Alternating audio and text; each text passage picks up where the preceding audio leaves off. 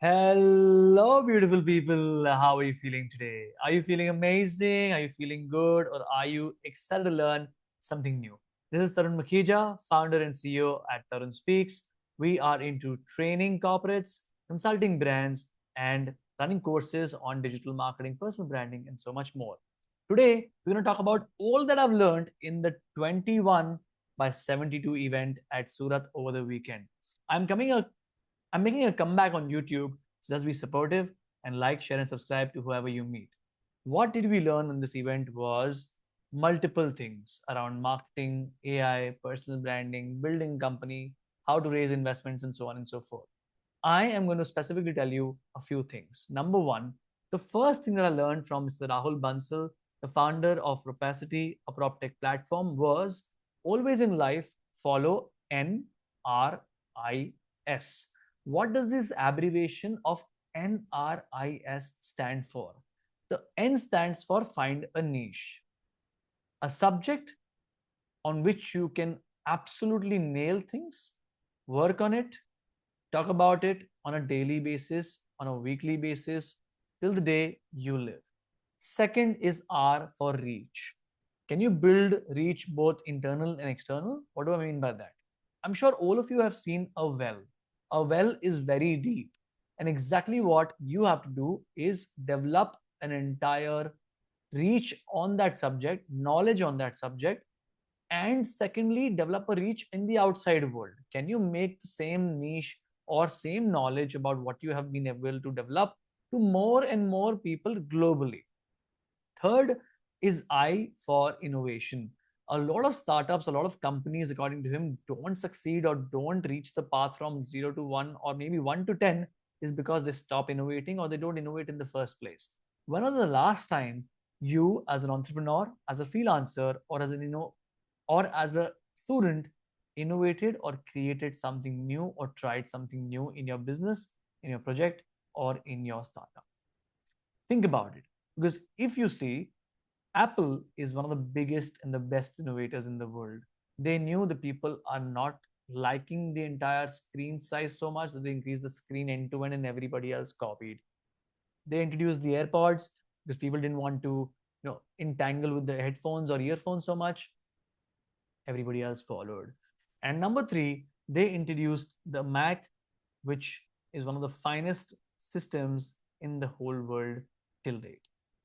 The NRIS, the S stands for building systems and building specific systems which can help you scale. As for systems that can help you scale, it was the NRIS. A lot of companies, a lot of individuals cannot do what they're doing with efficiency of 100% or more is because they don't have a system of reviewing, checking, or delegating a project, a task, or a goal in their own team or in their own schedules. The more you build systems, the better it becomes for you. Let me give you an example. When you go to the gym, you have a system. You will go to the change room, change, wear your shoes, go to the gym floor, warm up for 10 minutes. Then you already have a schedule of Monday, chest day, Tuesday, back, Wednesday, legs, and so on and so forth. So you're already prepared on the 5 exercises into 15 reps into 3 sets each that you have to do. You built a system. Then by the end of the workout, you wash your face, you take a shower, and you see and you appreciate yourself. That's what I do. And then you go back to changing and going back home and having a nice protein shake or a meal or whatever you should consume after a workout, which is mostly a nice source of protein. That is a system, my friend. Can you build the same thing in your business? Can you build the same thing in everything around you? If yes, then you are definitely going to succeed.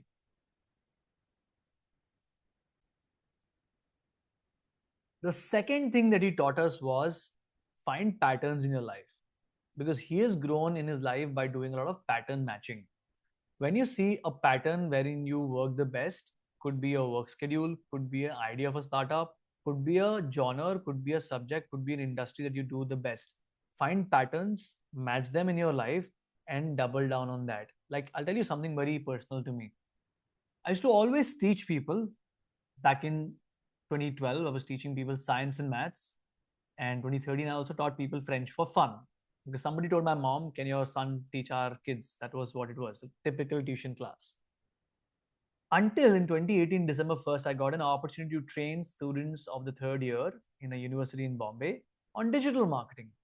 And from there till date, I have been identifying one thing that I love the most, which is talking to people, speaking to people, and helping people get better at what they're doing, or helping them find what can they do better and make money from it. That's why you see Tarun Speaks. That's what I could find using pattern matching over I think over a period of about a few years, if not more. And that's exactly what I want to do as well in your life. Find that one thing that you love doing the most, you can be paid for, and the world needs. That's your passion or startup idea, my friend. But make sure that you can make money from it. That's equally important. The third learning from the session was what not to do versus what to do. What not to do list is more important because a lot of people know what they want to do, but they don't know what is it that they don't want to do. Build a list of things that you absolutely don't like, absolutely hate doing, and that's going to give you clarity on and focus on what you have to do as a career, as an entrepreneur, as a student, as a sports person, whoever you do are, and whatever you do. That being said, the next learning set that I'm going to tell you is about a question that I asked in the audience, which was if we are building a company wherein our focus is tier 1, 2, and 3, for tier 2 and tier 3 marketing channels, which is or are the most important marketing channels? And on that, they said that the most important marketing channel, which was told to me by Yaman Jindal, was YouTube, because a lot of his clients who are into property and buying property and investing have bought properties using YouTube alone, because YouTube gives you depth of content. The second person, Mr. Angad, he told the exact same thing. YouTube is the thing that you should focus on because it gives you depth of content versus Instagram just gives you surface level knowledge. But Rahul's answer was a little different. He said, think about what your funnel is. How does your customer discover you? Where does it learn more about you? And then finally, where it converts. The simple awareness, consideration, and conversion model. So he said, use Instagram as a platform for making as many people aware about your brand as possible.